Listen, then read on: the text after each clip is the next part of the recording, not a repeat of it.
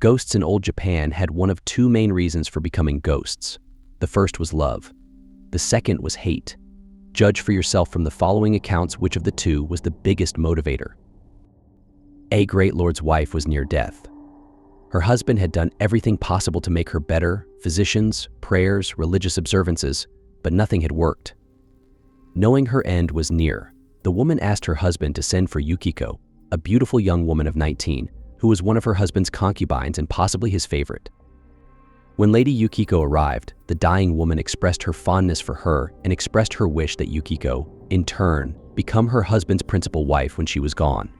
While Yukiko was expressing her unworthiness for such an honor, the dying woman dismissed that and asked her for a favor. A beautiful Yoshino cherry tree was blooming in their garden, and she wished to see it before she passed.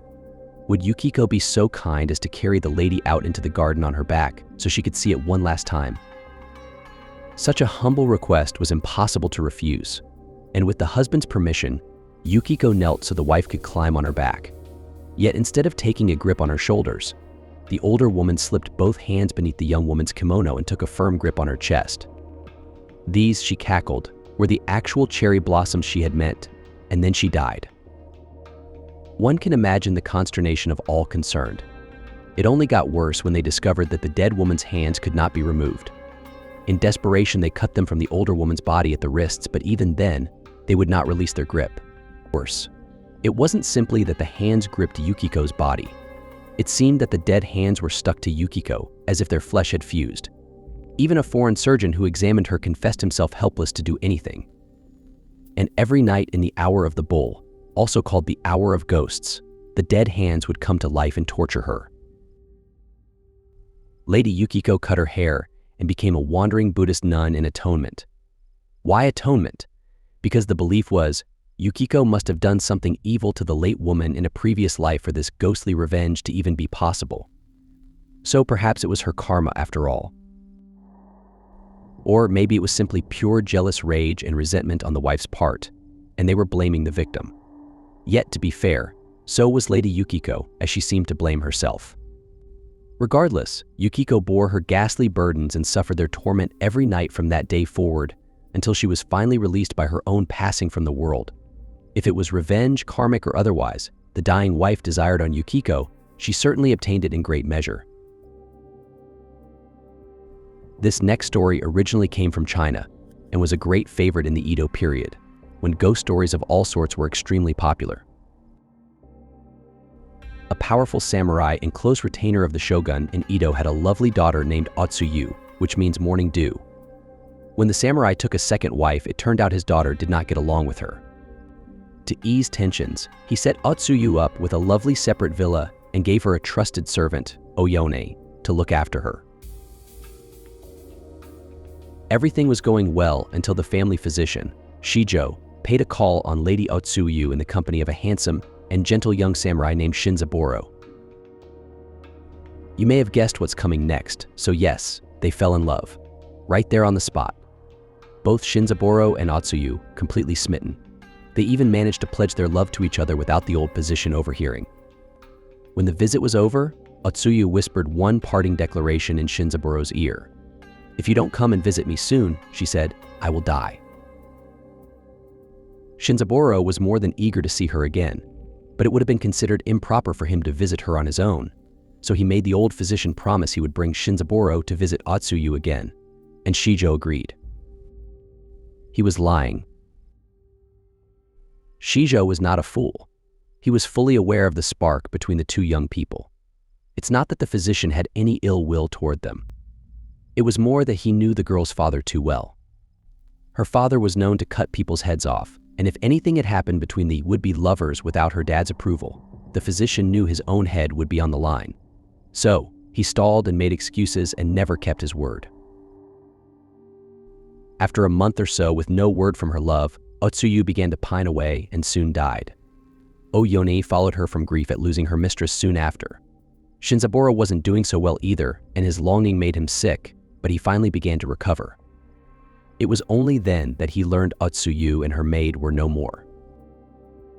Not knowing what else to do, he created a memorial tablet to Otsuyu in his home and made offerings and prayers, and she was always in his thoughts. So matters remained until the time of the Bon, the great festival of the dead. He decorated his house appropriately and lit a small lamp at Otsuyu's shrine.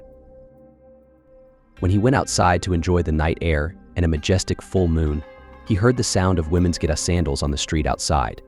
He looked and was astonished to recognize Lady Otsuyu and Oyone, who carried a lantern decorated with peony flowers. The young man was astounded. "I was told you were dead." The ladies answered in turn that they were told that he himself was no more, and that they had simply moved to a smaller abode some distance away to avoid an arranged marriage Lady Otsuyu did not want. One thing led to another, and Otsuyu and Shinzaburo spent that night and several nights following together. Shinzaburo had a servant who lived in a small house nearby, and he heard the voice of a woman in his master's house. He knew his master's kind and gentle nature and feared some unscrupulous woman of the night might take advantage of him so that he could no longer pay his servant.